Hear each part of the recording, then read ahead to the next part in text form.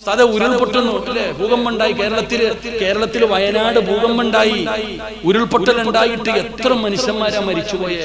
ആ ജീവനോടെ തിരിച്ചു കിട്ടിയവരെ സഹായിക്കാൻ നിങ്ങൾ നോക്കിക്കേ, ലോകത്തിന്റെ നാനാഭാഗങ്ങളിൽ നിന്ന് ജനങ്ങൾ അവരെ സഹായിക്കാൻ തയ്യാറായില്ലേ? എന്റെ പ്രിയപ്പെട്ട സഹോദരങ്ങളെ, ഒരു ഫാമിലി പറയുന്നു, മക്കളില്ല ഞങ്ങൾക്ക്, മക്കള് ഞങ്ങൾ ഏറ്റെടുക്കാൻ തയ്യാറാ, അച്ഛനെ ഏറ്റെടുക്കാൻ ഞങ്ങൾ തയ്യാറാ, ആരുമില്ലാത്ത പാപങ്ങൾ ഏറ്റെടുക്കാൻ. ഒരു കുട്ടി എനിക്കിതാ, ഒരു കുഞ്ഞിനെ, ഒരു പെണ്ണ് പറയാ, മുല കുടിക്കുന്ന കുട്ടികൾ ആരെങ്കിലും ഉണ്ടെങ്കിൽ പാല് കൊടുക്കാൻ ഞാൻ തയ്യാറാ. ഒന്ന് അരിച്ചു നോക്കി നമ്മുടെ നാട് എവിടെ എത്തിക്കുന്ന ഇത്രയും സാഹോദര്യം. നമ്മളിപ്പോഴേ പേടിയാ, പടച്ചോനെ പോണോന്ന് പറഞ്ഞാ പോണം, അത്ര തന്നെ. അത് റബ്ബിന്റെ തീരുമാനമല്ലേ? അല്ലാഹയെ തന്നെ ചോദ്യം ചെയ്യുന്നു. അത് ഉരുൾപൊട്ടുന്നു അല്ലെ? ഭൂകമ്പമുണ്ടായി കേരളത്തില് വയനാട് ഭൂകമ്പമുണ്ടായി, ഉരുൾപൊട്ടലുണ്ടായിട്ട് എത്ര മനുഷ്യന്മാരാ മരിച്ചുപോയെ. ഒറ്റ രാത്രി നേരം വെളുത്തപ്പോ ഒന്നുമില്ലടോ. ഒരു രാത്രി നേരം വെളുത്തപ്പോ എല്ലാം കഴിഞ്ഞു, എല്ലാരും പോയി. പടച്ചോനെ, എല്ലാം തകർന്നു പോയി കഴിഞ്ഞപ്പോ ഇപ്പൊ ഈ നിരീശ്വരവാദികൾ ചോദിക്കുന്നു, ദൈവം എവിടെ പോയെന്ന്. ഈ മനുഷ്യന്മാരെ മൊത്തം കൊന്നുകളഞ്ഞത് ദൈവമല്ലേ എന്ന്. എന്റെ പൊന്നാര സഹോദരൻ, നിനക്ക് ദൈവത്തെ തിരിയാത്തത് കൊണ്ടാ ജനങ്ങളെന്താ വെക്കണേ, ഈ ദൈവം എല്ലാത്തിനും കൊന്നുകളഞ്ഞല്ലോ എന്ന്. എന്റെ പ്രിയപ്പെട്ടവരെ, എന്തായാലും പ്രകൃതി ഈ ഭൂമി മുഴുവനും തകരുമല്ലോ. വയനാട് മാത്രമല്ലല്ലോ, ഈ ലോകം മുഴുവനും തകരുന്ന ഒരു ദിവസം വരാനുണ്ടല്ലോ. എന്റെ മനുഷ്യന്മാരുടെ സ്വഭാവം, നമ്മൾ മരിച്ചുപോയവരെ സംബന്ധിച്ചിടത്തോളം നമ്മൾ എന്ത് മനസ്സിലാക്കണം? അല്ലാഹു സുബ്ഹാനഹു വ തആല ആ ഒരു ഇതിനകത്ത് ഒരുപാട് പാഠങ്ങൾ നമ്മൾ പഠിക്കണം. ഒരു അദാബ് ഇറങ്ങുമ്പോൾ, ഒരു ശിക്ഷ ഉണ്ടാകുമ്പോൾ അതിനകത്ത് എല്ലാവരും ഉണ്ടാകും. മരിച്ചവർക്ക് അല്ലാഹു വലിയ പദവി കൊടുക്കും, വലിയ സ്ഥാനം കൊടുക്കും, അല്ലാഹു സ്വർഗം കൊടുക്കും. എത്രയോ നല്ലവർ മരണപ്പെട്ടു പോയി.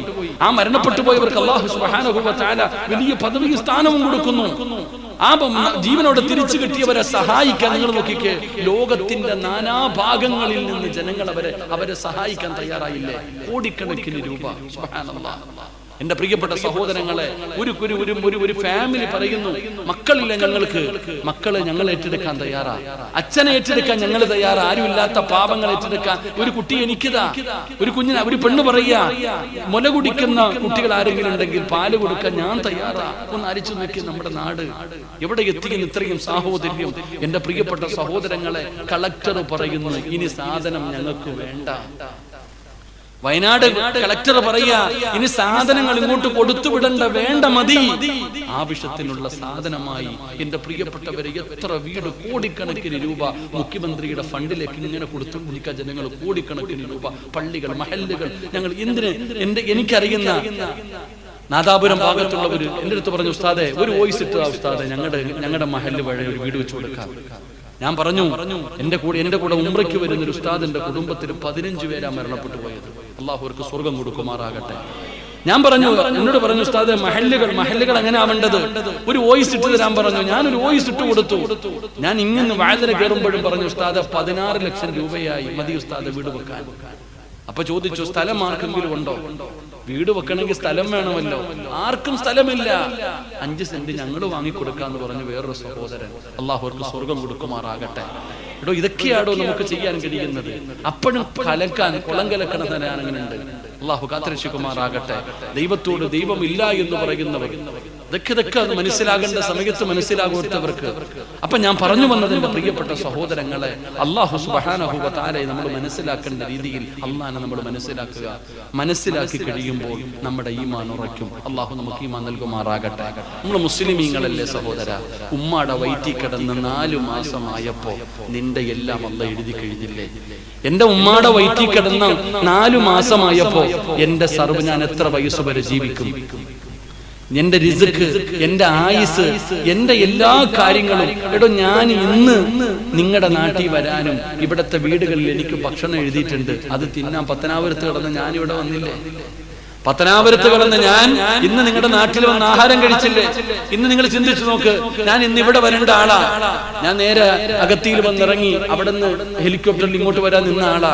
പക്ഷെ ഞാൻ നോക്കുമ്പോ ഇവിടെ മഴ വന്നു, താമസിച്ചു. ഞാൻ അവിടെ ഇരുന്നു. എനിക്ക് ഇന്ന് ഉച്ചയ്ക്ക് റിസ്ക് അവിടെ ആയിരുന്നു. ഞാൻ പറഞ്ഞു എന്റെ റിസ്ക് ഇവിടെയാ. ഒരു സഹോദരൻ കുറച്ച് ഭക്ഷണം കൊണ്ടുവന്നു, ഞാൻ കഴിച്ചു. ഓരോ കഴിക്കേണ്ട ഭക്ഷണത്തിന്റെ മുകളിലും അള്ളാഹു അവനവന്റെ പേരെഴുതി വെച്ചിട്ടുണ്ട്. സിറാജ് എത്രാമത്തെ വയസ്സിൽ എവിടെ കിടന്ന് എങ്ങനെ മരിക്കുമെന്ന് എന്റെ ഉമ്മാടെ വയറ്റിൽ കിടന്ന് 4 മാസമായപ്പോഴേ അള്ളാഹ് എഴുതി വെച്ചിരിക്കുകയാ. അള്ളാഹു ഈമാൻ തരുമാറാകട്ടെ. നിങ്ങൾ ആരെങ്കിലും വിചാരിച്ചാൽ അത് തട്ടിമാറ്റാൻ പറ്റുമോ? പറ്റൂല. നമ്മൾ സഹിക്കണം, നമ്മൾ അനുഭവിക്കാനുള്ളത് അനുഭവിക്കണം. അത് റബ്ബിന്റെ തീരുമാനം, അള്ളാഹുവിന്റെ. നമുക്കത് മനസ്സിലാക്കേണ്ട. നമ്മൾ അവിടെയാ പഴച്ചുപോയത്, നമുക്ക് തെറ്റുപറ്റിയത് എവിടാ? അള്ളാഹിനെ വിശ്വാസമുണ്ട്, ഈമാൻകാരി മാറണം. അള്ളാഹിനെ വിശ്വാസമുണ്ട്, മലക്കുകളെ വിശ്വാസമുണ്ട്, പ്രവാചകന്മാരെ വിശ്വാസമുണ്ട്, ഖുർആനിൽ വിശ്വാസമുണ്ട്, അന്ത്യദിനത്തിൽ വിശ്വാസമുണ്ട്. 6ാമത്തെ കാര്യത്തിൽ വിശ്വാസമുണ്ടോ? ഇത്തിരി കുറവുണ്ട്. വൽഖദിരി ഖൈരിഹി വശർരിഹി മിനല്ലാഹി തആല. നന്മയും തിന്മയും അള്ളാഹുവിന്റെ ഭാഗത്ത് നിന്നാണ് വരുന്നത്. അവിടെയാണ് നമുക്ക് പിഴവ് സംഭവിച്ചത്. ഞാൻ പറഞ്ഞു വന്നത് എന്റെ പ്രിയപ്പെട്ട സഹോദരങ്ങളെ, നമ്മുടെ ഭയം നമ്മൾ മാറ്റണം. അള്ളാഹുവിന്റെ തീരുമാനങ്ങളാണ് നടക്കുന്നത്. അപ്പൊ നമ്മൾ ഈ പേടിയും മറ്റുള്ള കാര്യങ്ങളൊക്കെ ഒഴിവാക്കുക. ആവശ്യമുള്ള കാര്യങ്ങൾ. അള്ളാഹ് നമ്മുടെ കൂടെ ഇല്ലേ? എന്തിനാ പേടിക്കുന്നത്? നമ്മൾ ഈമാനുള്ളവരല്ലേ? ജനിച്ചപ്പോഴേ ഒരു ചെവിയിൽ ബാങ്കും 2ാമത്തെ ചെവിയിൽ ഇഖാമത്തും കൊടുത്തു. എന്തിന്? എടാ, നീ മരിച്ച ഇത് വിളിക്കാനുള്ള സമയം പോലും ഇല്ല, കൊണ്ട് കബറടക്കണം. ബാങ്കു ഇഖാമത്തും ജനിച്ചപ്പോഴേ ഓതി വിളിച്ചു വെച്ചിരിക്കുക. എന്തിന്? മരിച്ചു കഴിഞ്ഞ അപ്പ അടക്കണം, സമയമില്ല. അത്രത്തോളമേ നമ്മുടെ ജീവിതമുള്ളി എന്ന് മനസ്സിലാക്കാനാ ഇതൊക്കെ മുൻകൂട്ടി നമുക്ക് കാണിച്ചു തരുന്നത്. പക്ഷെ നമ്മൾ പേടിച്ച് നടക്കുകയാ. അള്ളാനെ നമുക്ക് പേടിയില്ല, അള്ളാനെ നമുക്ക് പേടിയില്ല. ആ പേടി മാറണം. എന്റെ പ്രിയപ്പെട്ടവരോട് പറയുന്നു, അള്ളാഹുവിനെ നമ്മൾ ഭയന്നു നോക്ക്. എല്ലാം നമ്മുടെ മുമ്പിലേക്ക് കടന്നു വരുമടോ. അള്ളാഹനെ നമ്മൾ ഭയന്നു കഴിഞ്ഞ എന്തിനാ ഭൂരിപക്ഷം ന്യൂനപക്ഷമൊക്കെ? എന്തിനാ സഹോദരാ 313 സ്വഹാബത്ത് ബദറിന്റെ രണാങ്കണത്തിലേക്ക് കടന്നു പോയപ്പോ അവരുടെ കയ്യിൽ ഒന്നുമില്ലായിരുന്നല്ലോ. ഇവിടെ മജ്‌ലിസിൽ 100 പാരായണം ചെയ്യുമല്ലോ. 313 വരുന്ന സ്വഹാബത്ത് ഒടിഞ്ഞ വാളും അതാ പടച്ചവനെ തുരുമ്പിച്ച പരിചയം ഒട്ടിയ വയറുമായിട്ട് കടന്നു പോകുമ്പോ ഒരു സ്വഹാബി നബിതങ്ങളോട് ചോദിക്കുന്നു, യാ റസൂലല്ലാഹ്, യുദ്ധത്തിന് പോകാമെന്നതാ നബിയേ, യുദ്ധത്തിന് പോകാമെന്നതാണ്. എന്റെ കയ്യിൽ വാളില്ല, പരിചയില്ല, കുന്തമില്ല. വെറും കയ്യോടെ നബിതങ്ങളുടെ മുമ്പിൽ വന്നിട്ട് സങ്കടം പറഞ്ഞ സ്വഹാബിയോട് അല്ലാഹുവിന്റെ റസൂൽ താഴെ കിടന്ന ഈന്തപ്പന മരത്തിന്റെ മടലെടുത്തു. ഈന്തപ്പന മരത്തിന്റെ മടല് താഴെ കിടക്കുകയാണ്. ആ മടലെടുത്ത് കയ്യിൽ കൊടുത്തിട്ട് പറഞ്ഞു, പൊക്കൊള്ളാൻ. സുബ്ഹാനല്ലാഹ്. സ്വഹാബി പറയുകയാ, ഈന്തപ്പന മടലുമായി ബദറിന്റെ രണാങ്കണത്തിലേക്ക് യുദ്ധത്തിന് പോയെന്ന് പറയുമ്പോ അത് മതിയായിരുന്നടോ, അത് മതിയായിരുന്നടോ. അതുകൊണ്ട് പേടിയൊക്കെ കളയൂ, എല്ലാ ഭയങ്ങളും കളയൂ. എന്നിട്ട് നീ അല്ലാഹുവിന്റെ വിശുദ്ധമായ ഖുർആനിലെ ഒരു സൂറത്ത് ഓതി നോക്ക്. മഗ്രിബ് നമസ്കാരത്തിൽ ഖതീബ് ഓതുമല്ലോ, അലം തറ കൈഫ ഫഅല റബ്ബുക ബി അസ്ഹാബിൽ ഫീൽ അലം യജഅൽ കൈദഹും ഫീ തദ്ലീൽ വഅർസല അലൈഹിം ത്വയ്റൻ അബാബീൽ. ഒരിക്കലെങ്കിലും നീ അതിന്റെ അർത്ഥം വായിച്ചു നോക്കിയിട്ടുണ്ടോ? ജീവിതത്തിൽ ഒരിക്കലെങ്കിലും ആ സൂറത്തിന്റെ അർത്ഥം ഒന്ന് വായിച്ചു നോക്ക്. നിന്റെ പേടി പോകും മോനെ, നിന്റെ ഭയം പോകും മോനെ. നീ അതാ ന്യൂനപക്ഷമാണെന്നുള്ള പേടിയൊന്നും നിനക്ക് വേണ്ട. എന്താണല്ല പറയുന്നതെന്നറിയോ? അലം തറ കൈഫ ഫഅല റബ്ബുക ബി അസ്ഹാബിൽ ഫീൽ. അബ്രഹത്തെന്ന് പറയുന്ന ഭരണാധികാരി അല്ലാഹുവിന്റെ പരിശുദ്ധമായ കഅബാലയം പൊളിക്കാൻ ലോകത്തിലെ ഏറ്റവും വലിയ ജീവിയായ ആനയുമായിട്ട് മക്കയിൽ വരികയാ. മക്കക്കാരുടെ കയ്യിൽ ആനയില്ലല്ലോ, അതുകൊണ്ട് ഏറ്റവും വലിയ ജീവിയായ ആനയുമായിട്ട് കഅബാലയം പൊളിക്കാൻ വന്നു. എന്ത് ചെയ്തെന്നറിയുവോ? എന്ത് പറ്റിയതെന്നറിയോ? അബാബീലെന്ന് പറയുന്ന ചെറിയ പക്ഷിയുണ്ടല്ലോ, കുരുവിയോളമുള്ള ചെറിയ പക്ഷിയുണ്ടല്ലോ, ആ പക്ഷിയെ കൊണ്ടാണ് അല്ലാഹു സുബ്ഹാനഹു വ തആല അബ്രഹത്തിന്റെ ആനപ്പടയെ തകർത്ത് കളഞ്ഞത്. അല്ലാഹ് പറഞ്ഞത് എന്തെന്നറിയോ? എടോ, പശുവ് പുല്ല് തിന്നിട്ട് അതാ വയറ് നിറഞ്ഞു കഴിയുമ്പോ ബാക്കി വന്നത് ചവിട്ടി തേച്ച് കളയുമല്ലോ. അതുപോലെ അതുപോലെ കളഞ്ഞടോ.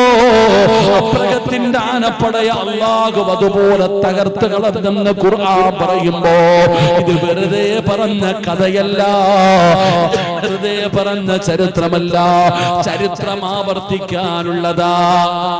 ചരിത്രമെന്ന് പറഞ്ഞാൽ അത് ആവർത്തിക്കാനുള്ളതാണ്, അത് പലർക്കും പഠിക്കാനുള്ളതാണ്. അതുകൊണ്ട് സഹോദരാ, നീ നിന്റെ കാര്യം നോക്കൂ, നീ അല്ലാഹുവിനെ ഭയന്ന് ജീവിക്കൂ. ആരെയും വേദനിപ്പിക്കണ്ട, ഒന്നും പിടിച്ചു പറിക്കാൻ പോകണ്ട, നീ ഒരു പ്രക്ഷോഭവും നടത്തണ്ട. നീ ചെയ്യേണ്ടത് നിന്നെ പടച്ച അല്ലാഹുവിനെ നീ അനുസരിക്കൂ. ആ പടച്ച റബ്ബിനെ നീ അനുസരിച്ച എല്ലാ റബ്ബ് തരുമടോ. എല്ലാ വഴികളും അല്ലാഹു തുറന്നു തരും.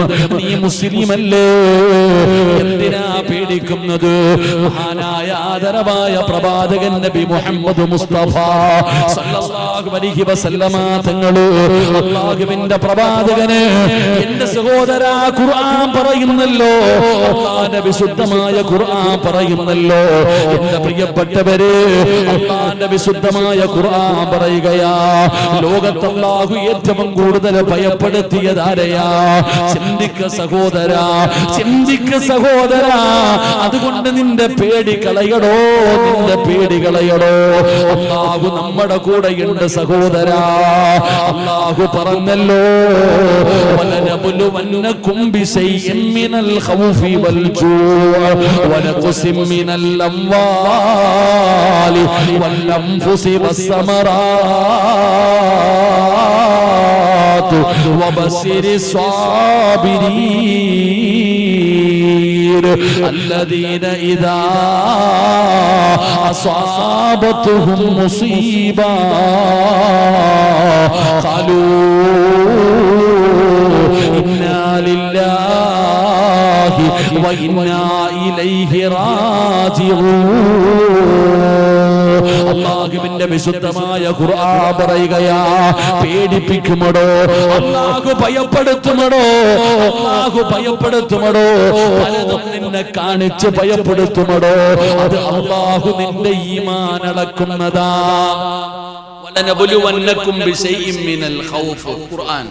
നിന്റെ ഈമാൻ അളക്കാൻ അല്ലാഹു സത്യവിശ്വാസികൾക്ക് ചില പരീക്ഷണങ്ങൾ കൊടുക്കും.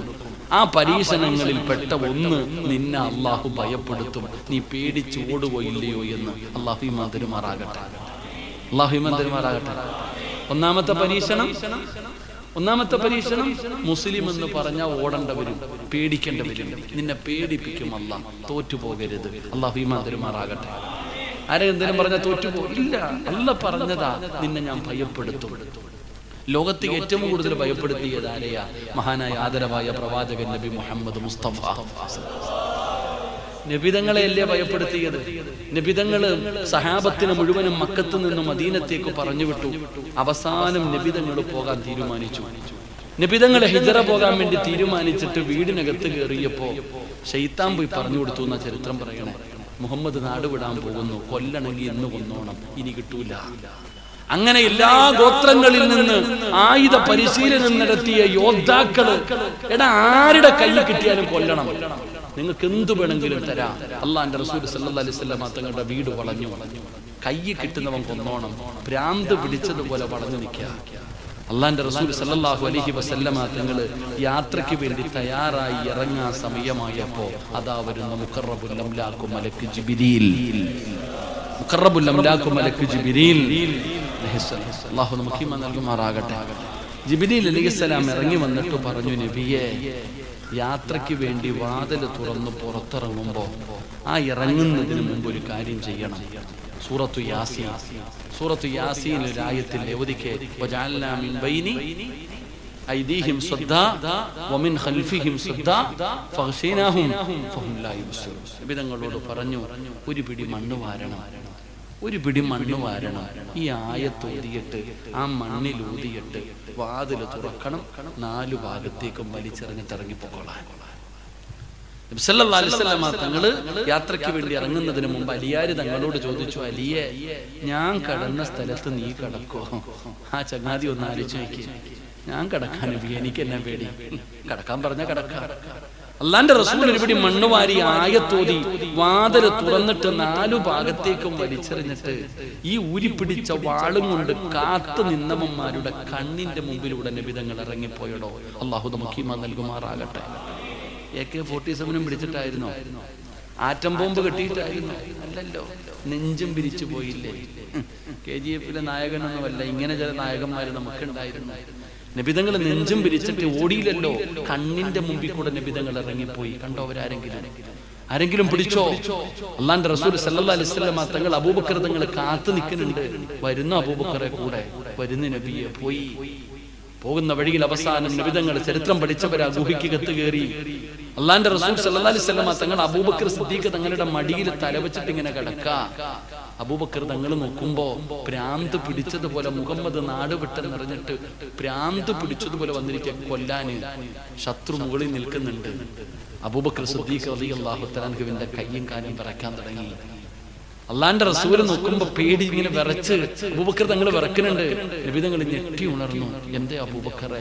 മുകളിൽ ശത്രു എത്തിക്കഴിഞ്ഞ നബിയെ, ശത്രുക്കൾ മുകളിൽ എത്തിക്കഴിഞ്ഞ നബിയെ, അവന്റെ കയ്യിലിരിക്കുന്ന വാളിന്റെ വെളിച്ച ഈ ഗുഹയ്ക്കകത്ത് അടിക്കാൻ നബിയെ.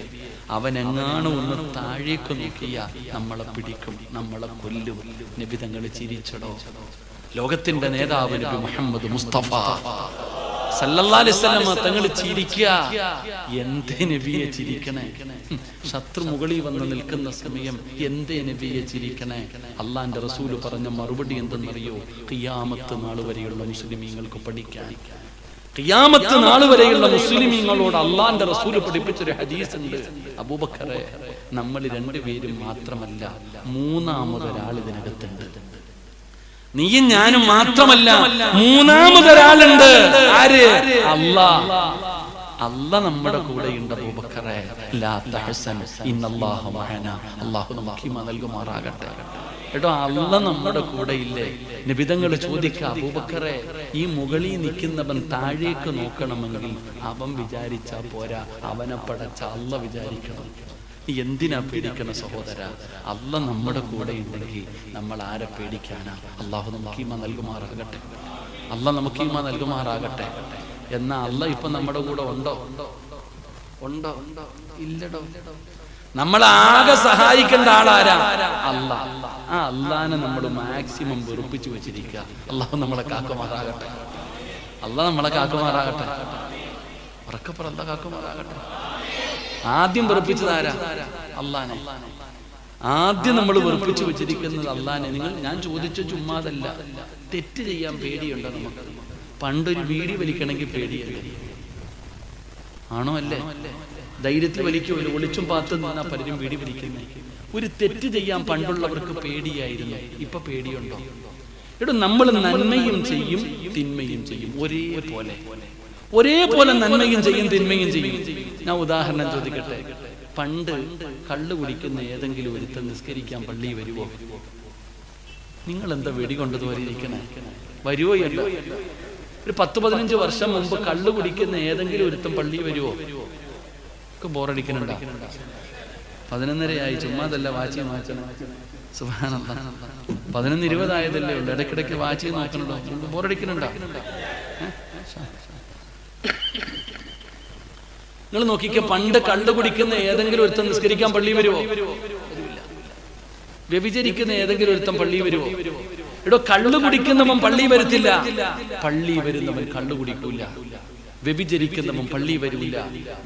പള്ളി വരുന്നവൻ വ്യഭിചരിക്കൂല. പലിശ തിന്നുന്നവൻ പള്ളി വരൂല. പള്ളി വരുന്നവൻ പലിശ തിന്നൂല. അത് പണ്ട്. ഇപ്പോഴോ കഞ്ചാവടിക്കുന്നവൻ നിസ്കരിക്കാൻ പള്ളി വരുന്ന കാലം. അല്ലാഹു കാക്കുമാറാകട്ടെ. ഇപ്പൊ വരുവോ? ഇപ്പൊ നിസ്കരിക്കാൻ വ്യഭിചരിക്കുന്നവൻ പള്ളി വരുവോ? നിങ്ങൾ എന്താ ഇങ്ങനെ ഇരിക്കണം? വരുവോ? ഇല്ലേ? 101% വരും. അവൻ നിസ്കരിക്കുകയും ചെയ്യും, കഞ്ചാവടിക്കുകയും ചെയ്യും. അവൻ നിസ്കരിക്കുകയും ചെയ്യും, വ്യഭിചരിക്കുകയും ചെയ്യും. പണ്ട് കള്ളു കുടിക്കുന്നവൻ പള്ളി കയറൂല, വ്യഭിചരിക്കുന്നവൻ പള്ളി വരൂല. ഇപ്പൊ കമ്മിറ്റി ഓഫീസിൽ ഇരിക്കുന്നവൻ വരെ വ്യഭിചരിക്കും. അല്ലാഹു കാക്കുമാറാകട്ടെ. പള്ളി പരിപാലിക്കുന്നവന്റെ യോഗ്യത നോക്കി അവൻ 2 കേസിലെ പ്രതികളാണ്. ഇവിടെ പലിശ കച്ചവടം നടത്തുന്ന ഇവിടെ ലോട്ടറി ഉണ്ടോ? നമ്മുടെ നാട്ടിലൊക്കെ ലോട്ടറിയില്ലേ? പള്ളിയിലെ ഉസ്താദ് ദുആ ചെയ്യുന്ന നിസ്കാരം കഴിഞ്ഞിട്ട് ഉസ്താദിന് തന്നെ തോന്നാറുണ്ട് ഇത് ആർക്കാ അല്ലാഹ് ചെയ്യണേ. അല്ലാഹു കാക്കുമാറാകട്ടെ. ആമീൻ പറയുന്ന ശബ്ദം വല്ലതും ഉണ്ടോ? എവിടെ ഇവിടെ അല്ലടോ പള്ളിക്കകത്ത്. ഉസ്താദ് 5 വഖത്ത് നിസ്കാരം കഴിഞ്ഞിട്ട് ആമീൻ അല്ലാ നരകത്തീനെ ആക്കണേ അല്ലാ, സ്വർഗം കൊടുക്കണേ അല്ലാ. ഓ എവിടെ സ്വർഗം? ചാരി ഇരിക്കുക. വാപ്പാടെ വായിക്കകത്ത് നാവുണ്ടോ എന്ന് നോക്കണം. ആമീൻ പറയുന്ന ശബ്ദമൊന്നും ഇല്ല. ഖത്തീബ് തന്നെ ചിന്തിക്കുക, ഇത് ആർക്കാണ്? ഞാൻ പണ്ട് പഠിച്ചിറങ്ങിയതിന് ശേഷം ജോലിക്ക് ഒരു മരിച്ച വീട്ടിൽ എന്നെ കൊണ്ടുപോയി.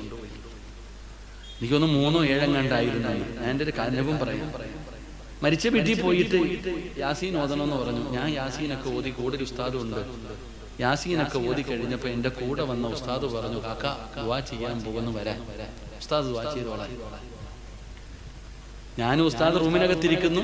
ആ മരിച്ച മനുഷ്യന്റെ ബന്ധുക്കളോട് പറഞ്ഞു ദുആ ചെയ്യാൻ പോകുന്നു, വരാൻ. ഉസ്താദ് ചെയ്തോളാം. 1 വട്ടം പറഞ്ഞു, 2 വട്ടം പറഞ്ഞു, 3 വട്ടം പറഞ്ഞു. അവര് ചോറ് വിളമ്പുന്ന തിരക്കില്ല.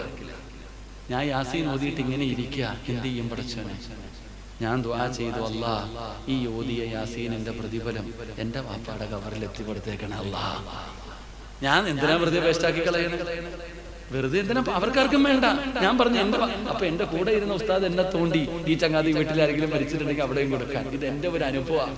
ഇതുപോലെ പള്ളിയിലെ ഉസ്താദിന്റെ അവസ്ഥ. എന്നാൽ ഇപ്പം നോക്കിക്കേ, ഉസ്താദ് ഒരിക്കൽ ദുആ ചെയ്യുന്നുണ്ട് പള്ളിയിൽ. അപ്പോൾ ഒരു ആമീൻ കേൾക്കുന്നു. ഒരു ആമീൻ കേൾക്കുന്നുണ്ട്. ഉസ്താദ് നോക്കുന്നു, ആരാ അല്ലാ ഉണക്ക് കാലത്ത് മഴ പെയ്ത പോലെ ഈ ആമീൻ പറയണത്? ഒരു ചങ്ങാതി 2 കൈ ഇങ്ങനെ പൊക്കി പിടിച്ചിട്ടുണ്ട്. അപ്പൊ ഉസ്താദ് ഇങ്ങനെ ഉഷാറായി. അൽഹംദുലില്ലാഹ്, ഉസ്താദിന്റെ ദുആ നീണ്ടു. ഉസ്താദ് ദുആ ചെയ്യുന്നതിനനുസരിച്ച് ചങ്ങാതി ആമീൻ ആമീൻ ആമീൻ ഉറക്കെ പറയുന്നുണ്ട്. അപ്പൊ അടുത്തിരിക്കുന്ന വാപ്പമാരൊക്കെ തലപൊക്കി നോക്കുന്നു, ആരാ അല്ലാ ഇന്ന് പതിവില്ലാതെ പള്ളിയിൽ താരാ ഇങ്ങനെ ആമീൻ പറയണേ? അപ്പൊ ഉസ്താദിനും വലിയ വല്ലാത്ത. ഉസ്താദ് ഇവനെ ഒന്ന് നല്ലതുപോലെ നോക്കി. ഈ 2 കൈയും പൊക്കിപ്പിടിച്ചിട്ട് ആമീൻ പറയണ ചങ്ങാതിയെ നല്ലതുപോലെ ഒന്ന് നോക്കിയപ്പോ അവന്റെ പോക്കറ്റിൽ തെളിഞ്ഞു കാണാം, നാളെയാണ് നാളെയാണ് നാളെയാണ് നാളെയാണ്, ശനിയാഴ്ച ബമ്പർ, ഓണ ബമ്പർ, ലോട്ടറി പോക്കറ്റിൽ വെച്ചിട്ടാ ഈ പഹയൻ ആമീൻ പറയുന്നത്. അള്ളാഹു കാത്തിരക്ഷിക്കുമാറാകട്ടെ. ആരാ? പലിശ പിടിക്കുന്നവനാ 1ാം സബ്ബിൽ ഇരുന്നിട്ട് എന്ത് പറയണത്? ആമീൻ പറയണത്. എവിടെ എത്തിയിടോ? അള്ളാനെ ആർക്കാ പേടിയല്ല? അള്ളാഹ് നമ്മളെ കാക്കുമാറാകട്ടെ. നമുക്ക് അള്ളാനെ പേടിയില്ലാതായിപ്പോയി. നമ്മുടെ അവസ്ഥ ഏതാ? നമുക്ക് അള്ളാനെ മനസ്സിലാക്കേണ്ട രീതിയിൽ മനസ്സിലാക്കാൻ പറ്റുന്നില്ല. അതുകൊണ്ട് എൻ്റെ പൊന്നാര സഹോദരങ്ങളെ, ഞാൻ പറഞ്ഞു വന്നത്, അള്ളാഹുവിൻ്റെ ആരിഫീങ്ങൾ, ഔലിയാക്കന്മാർ, അവർ അള്ളാനെ അറിഞ്ഞവരാ. അള്ളാനെ അറിഞ്ഞപ്പോൾ അവർക്ക് പിന്നെ ആരെയും പേടിയില്ല. അത് അവർക്ക് മാത്രമുള്ളതല്ല, നമുക്കും ഉള്ളതാണ്. അള്ളാനെ അറിയേണ്ടതുപോലെ അറിഞ്ഞ വല്ലാഹി സത്യം നമ്മുടെ ഭയം പോകും. അള്ളാഹു നമുക്ക് ഈമാൻ നൽകുമാറാകട്ടെ. അള്ളാനെ മനസ്സിലാക്കിയ അള്ളാനല്ലാതെ ഈ ലോകത്ത് ഒരാളെയും ഭയക്കൂല. നിന്റെ കാൽ ചുവട്ടി വരും എല്ലാവരും. നീ ആരെ ഭയക്കുന്നു? നീ വലിച്ചെറിഞ്ഞു നോക്കിക്കേ. ഒരുത്തനെയും പിടിക്കാതെ അള്ളാഹുവിനെ ഭയന്നുകൊണ്ട് നീ ജീവിക്ക്. അതിന് വിപ്ലവം നടത്തണമെന്നല്ല ഞാൻ പറഞ്ഞത്. നീ അള്ളാഹുവിനെ ഭയക്കുക. നിന്റെ വീട്ടിൽ നിന്റെ മക്കൾ, നിന്റെ ഭാര്യ, നിന്റെ കുടുംബം അള്ളാഹുവിനെ ഭയന്നുകൊണ്ട് ജീവിക്കുക. നമ്മൾ ചോദിക്കൂ, ഉസ്താദേ നിങ്ങൾ പറയുന്നത് പോലെ ജീവിക്കാൻ പറ്റുമോ? എടാ, ഇയാളൊക്കെ വലതു പറയണ പോലെ ജീവിക്കാനാണെങ്കിൽ വല്ല സ്വർഗത്തിലും പോകണം. എല്ലാം പറ്റുമോ? നിസ്കരിക്കണം, സുന്നത്ത് പിടിക്കണം, അത് പിടിക്കണം, ഇത് പിടിക്കണം, തലമറയ്ക്കണം, മുടി കാണിക്കാൻ പാടില്ല. ഇതൊക്കെ നടക്കുന്ന കാര്യമാണോ? നടക്കുന്ന കാര്യമാണോ? എടോ, ആസിയ ബീവി ജീവിച്ച എവിടാ? ഫിർഔനിന്റെ കൊട്ടാരത്തില്. അവൻ ആരാ? അവനാണ് അല്ലാഹ് എന്ന് പറഞ്ഞ് നടക്കുന്നവൻ. അല്ലാഹെങ്ങാനും പറഞ്ഞ് അവൻ കൊന്നുകളയും. അങ്ങനെ പറയുന്നവന്റെ വീടിനകത്ത സ്വന്തം ഭാര്യ അല്ലാഹ്നനുസരിച്ച് ജീവിച്ചത്. നിനക്കറിയോ അവന്റെ അവസ്ഥ? നിനക്കറിയോ സഹോദര, അവനെ പോലെ ലോകത്ത് ആസ്വദിച്ച വേറെ ആരെങ്കിലും ഉണ്ടോ? കരയിൽ കിടന്ന് വ്യഭിചരിച്ചിട്ടും മതി വരാതെ കടലിൽ പോയി കിടന്ന് വ്യഭിചരിച്ചവനാ ഫിർഔൻ. നിനക്കറിയോ അവൻ കൊട്ടാരത്തിലെ സിംഹാസനത്തിലേക്ക് കയറുമ്പോ ഇങ്ങനെ പിടിച്ചു പിടിച്ചല്ലേ കയറാ? സിംഹാസനത്തിൽ കയറുമ്പോ പിടിച്ചു കയറും. അവന്റെ ചരിത്രം വായിച്ചു നോക്ക്. അവൻ സിംഹാസനത്തിലേക്ക് കയറുമ്പോൾ പിടിക്കാൻ നഗ്നരായ സുന്ദരികളായ പെണ്ണുങ്ങളെ കൊണ്ടുവന്ന് നിർത്തുമായിരുന്നു. അവരുടെ ശരീരത്തിൽ പിടിച്ചിട്ട് അവൻ കയറുന്നത്. അവൻ അങ്ങനെ ജീവിച്ചവനാ. അങ്ങനെ ആസ്വദിച്ച് ജീവിച്ചവന്റെ വീടിനകത്താ ആസിയ അല്ലാഹനെ പേടിച്ച് ജീവിച്ചത്. അല്ലാഹു നമുക്ക് ഈമാൻ നൽകുമാറാകട്ടെ.